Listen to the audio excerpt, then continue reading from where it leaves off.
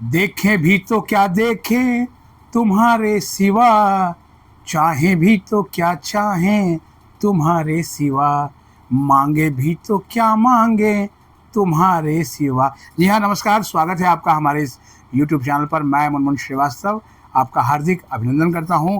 और आप समझ ही गए होंगे इन पंक्तियों से कि आप सभी की जो तमन्ना है, जो ख्वाहिश है, जो ड्रीम है, वो है एक अदर सीट DU में पाने के लिए। लेकिन दिल्ली विश्वविद्यालय ने क्या किया? अगर आप इस शेड्यूल को देखें, एक महीना अगस्त में 2 तारीख को जो है वो एक थर्ड राउंड का शेड्यूल जारी किया गया था। और आज जिस वक्त मैं आपसे बात कर रहा हूँ 22 अगस्त की सुबह है, यानी 22 दिन हो गए।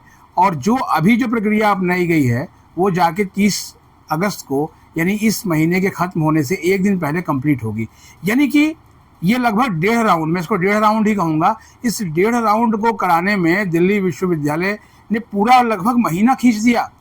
और कहाँ तो vice chancellor professor Yogesh Singh ने प्रेस कॉन्फ्रेंस में कहा था कि जो है वो हम बहुत कट शॉर्ट करेंगे और बहुत जल्दी एडमिशन को पूरा करने की कोशिश करेंगे। लेकिन ये जो लंबी प्रक्रिया खींची, कहीं ना कहीं वो ये इशारा करती है कि आपकी मंशा जो है वो समय पर ये प्रवेश अभियान को निपटाने की नहीं है। मैं बताता हूँ, एक बहुत ही वरिष्ठ पत्रकार हैं, उनका एक मैसेज मेरे पास आया, वो मैसेज पढ़ता हूँ, उसके बाद बात करूँगा आज के अपग्रेडेशन राउंड और उसके बाद स्पॉट राउंड को लेकर।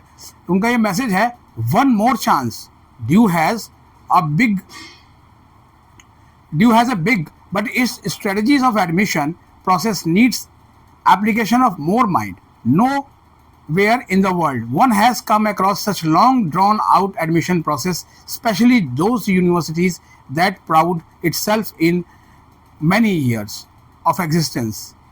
Depoliticization of admission process is critical. 5 years of CUT and CSES and still students are in a confusion. Even DU admission system needs to bring in more clarity and advertise extensively on its website and social media platforms. Why allow private coaching institutes explain what is DU admission process is? Is someone in DU getting benefit from these private coaching centers and so-called brothers and sisters who mushroom during the months of admission process? क्या समझे आप इस उससे? Trauma में जी रहे हैं जितने भी स्टूडेंट्स और पेरेंट्स हैं कि क्या होगा। जिनके एडमिशन हो भी गए हैं वो भी इस ट्रॉमा में हैं, अपग्रेड होगा कि नहीं होगा। या तो आप क्लियरली कह देते हैं कि अपग्रेड होगा, क्लियरली कहते हैं कि अपग्रेड नहीं होगा। जहाँ तक अपग्रेडेशन होने और नहीं होने की बात है, उसमें बहुत पहले मैंने आपको कहा था कि अब जो है वो अपग्रेडेशन की संभावनाएं नहीं है। लेकिन हुआ क्या, मिड एंट्री में जो कैंडिडेट्स आए उनको मन माफिक सीटें नहीं मिली, जैसे जो सीटें और जिन कोर्सेज में चाहिए था। और नतीजा ये हुआ कि विड्रॉल्स हुए। विड्रॉल का कोई भी आंकड़ा दिल्ली विश्वविद्यालय ने अभी तक नहीं दिया है कि कितने बड़े पैमाने पे विड्रॉल हुए। हाँ, जो है वो जो विश्वविद्यालय के सूत्र हैं उन्होंने बताया कि हाँ, अच्छे खासे नंबर्स में जो है वो विड्रॉ हो गया, यानी आपकी वो सीटें खाली हो गई। अब आपको मैं बताता हूँ, जब थर्ड राउंड का पूरा बुफे वाला सेगमेंट निकाला गया था तो उसमें ये बताया गया था कि टोटल कंफर्म एडमिशन, जी हाँ, उसकी लैंग्वेज सुनिए, टोटल कंफर्म एडमिशन 67,582। और अगर ये बिल्कुल कंफर्म एडमिशन है और 71,624 सीटें हैं तो उसके हिसाब से तो कोई भी कह सकता है कि भाई 4-5 हज़ार सीटें ही बची हुई हैं।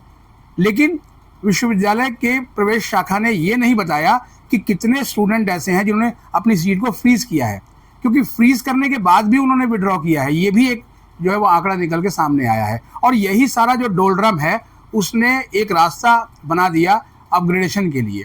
और लिहाजा ये हुआ कि ज़्यादातर जो कैंडिडेट्स हैं उनके डैशबोर्ड पर अप्लाई फॉर अपग्रेड का ऑप्शन जो है आया और उन्होंने उस एक्सरसाइज को किया या नहीं किया उसकी स्थिति तो आज शाम तक स्पष्ट हो जाएगी। लेकिन एक सवाल जो कल से लगातार लोग पूछ रहे हैं, मेरी माताजी का स्वास्थ्य थोड़ा ठीक नहीं है और वो हॉस्पिटल में है, इसलिए मैं बहुतों के जवाब नहीं दे पाया। लेकिन अब उनके स्वास्थ्य में बहुत सुधार है।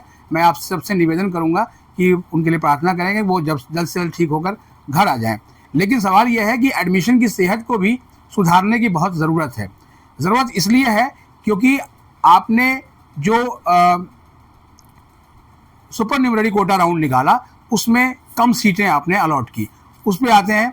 आपने जो सीटें अलॉट की वो 1091 आपने जो है ईसीए में और 1725 स्पोर्ट्स में अलॉट की। ईसीए में 1300 से ऊपर सीटें हैं और स्पोर्ट्स में 2100 से ऊपर सीटें हैं।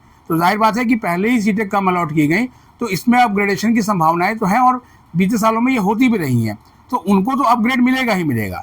लेकिन सवाल ये है कि बाकियों को जो है वो अपग्रेड मिलेगा कि नहीं, इसको भी स्थिति स्पष्ट नहीं की गई है। इसके पहले जब एक अपग्रेड विंडो निकाली गई थी, उसमें साफ साफ बता दिया गया था कि फर्स्ट और सेकंड में जितने भी कैंडिडेट शामिल हैं वो सभी एलिजिबल हैं अपग्रेड राउंड के लिए। लेकिन ऐसा जो अब के नोटिस निकाला गया उसमें कुछ भी नहीं कहा गया।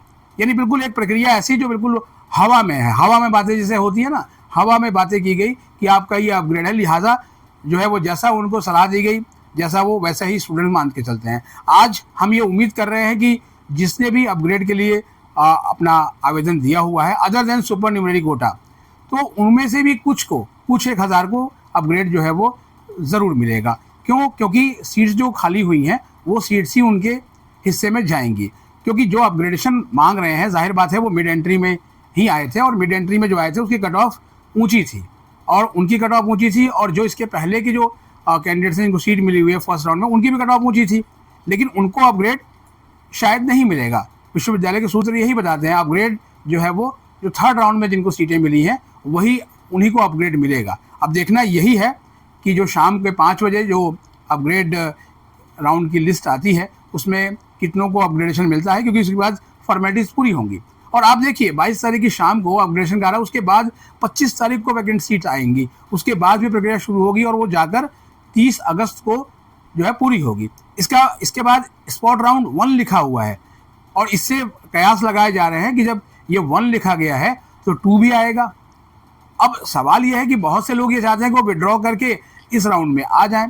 स्पॉट राउंड का अभी तक का तो जो ये नियम यही होता आया है कि जिसने भी ड्यू के CACS पोर्टल पे अपना पंजीकरण करवाया है, उसका सेकेंड फेज भरा है और उसको अभी तक सीट नहीं मिली है, वो स्पॉट राउंड के लिए एलिजिबल होता है। मतलब जिसका कहीं एडमिशन नहीं है।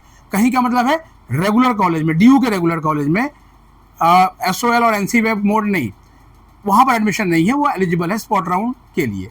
तो जाहिर बात है कि ये जो एक पूरा एक आशंका वाली तस्वीर, एक संदिग्ध अवस्था वाली की कोई कुछ कह रहा है कोई कुछ कह रहा है, और मेरे पास ऐसे कमेंट्स आते हैं कि सर फला चैनल पे तो ये बताया गया है, ये आप ये बता रहे हो।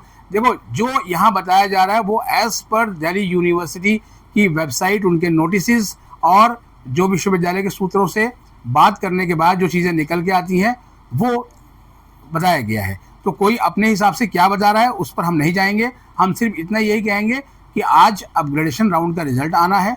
सुपर न्यूमरी कोटा में जिन लोगों ने जो है वो सीट मिली है और उससे अपनी हायर प्रेफरेंसेस में उनको सीट की उम्मीद है, उनको जो है वो ज़रूर सीट मिल जाए। मैं ऐसी कामना करूंगा ताकि जब वहाँ उनको सीट मिलेगी तो यहाँ से जाहिर बात है वो छोड़ेंगे, और जो सुपर न्यूमरी कोटा की जो सीट्स होती हैं वो अदर दैन सैंक्शन सीट्स होती हैं, क्योंकि वो एक स्पेशल कोटाज हैं।